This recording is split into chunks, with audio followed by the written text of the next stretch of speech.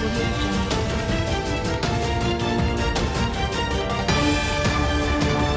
देख रहे हैं संवाद, पूरा सच बेहिचक। नमस्कार, मेरा नाम है विवेक सिंह और आप देख रहे हैं संवाद। संवाद में आज हम चर्चा करेंगे 2 दिनों पहले हुई पालघर में 2 साधुओं के हत्या के विषय में। जी हाँ, मुंबई से 2 साधु जूना अखाड़ा के निकले थे सूरत के लिए। सूरत में दरअसल उनके किसी परिचित की मृत्यु हो गई थी, तो उस लिए वो सूरत के लिए रवाना हुए थे।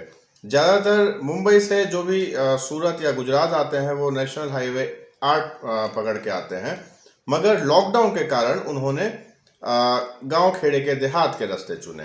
अब पालघर पहुंचते पहुंचते वहां पर 300-400 लोगों ने उन्हें घेर लिया और मॉब लिंचिंग की वारदात में उनकी हत्या कर दी गई और उसके साथ में उनका ड्राइवर की भी हत्या कर दी गई।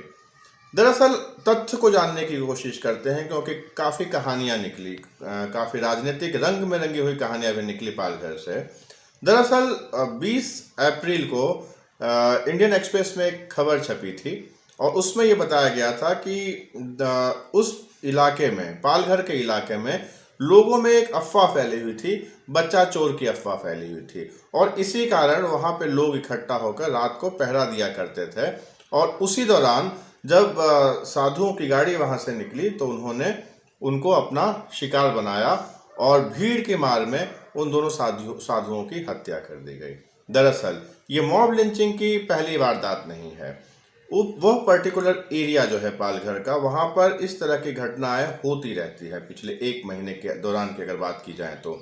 पिछले हफ्ते ही कोरोना पीड़ित एक व्यक्ति का इलाज करने गए एक डॉक्टर पर वहाँ के लोगों ने हमला किया। एक वरिष्ठ पुलिस अधिकारी की गाड़ी पर वहाँ पे लोगों ने हमला किया। तो वहाँ के प्रशासन ने इस दौरान इन घटनाओं को मद्देनजर रखते हुए कोई ठोस कार्यवाही नहीं की और इसी का कारण रहा कि 2 साधुओं की भी हत्या कर दी गई। अब मॉब लिंचिंग की वारदात, ये जो शब्द हमने सुना है मॉब लिंचिंग का, ये पिछले 2-4 सालों में उपजा हुआ शब्द है, लेकिन मॉब लिंचिंग की यह घटना हिंदुस्तान में, आज़ाद भारत में सबसे पहले जो सबसे बड़ी मॉब लिंचिंग की घटना हुई थी 1984 में हुई थी, जब 3006 सिखों को दिल्ली की सड़कों पर कत्लेआम कर दिया गया था। हिंदुस्तान के इतिहास में दूसरी मॉब लिंचिंग की घटना हुई थी कश्मीर में, जहां 4 लाख हिंदू कश्मीरियों को कश्मीर छोड़ने पर मजबूर किया गया था और 400 कश्मीरियों का सरेआम कत्ल किया गया था। लेकिन दुर्भाग्य की बात यह है कि उस समय किसी भी सेक्युलर ने, किसी भी राजनीतिक दल ने या किसी भी अवार्ड वापसी गैंग ने आवाज नहीं उठाई।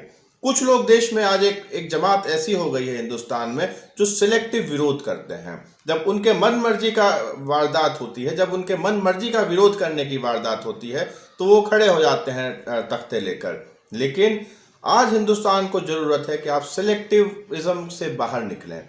हिंसा हिंसा होती है, कत्लेआम होता है, चाहे वो किसी का भी हो। तो इस तरह की मानसिकता नकारात्मकता फैलाती है। आज वो विरोधी गैंग नहीं दिख रहा है, विरोध करने वाले लोग आवाज नहीं उठा रहे हैं।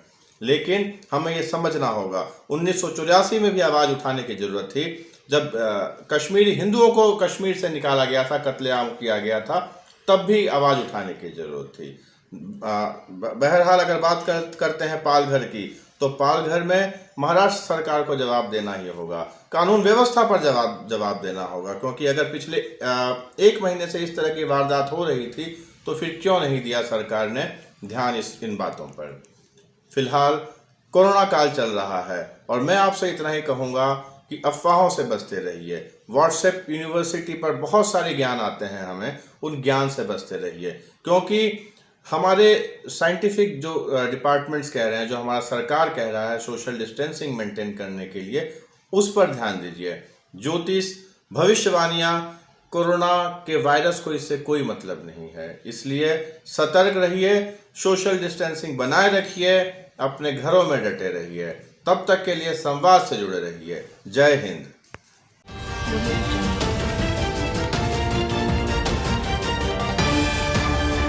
आप देख रहे हैं संवाद, पूरा सच बेहिचक।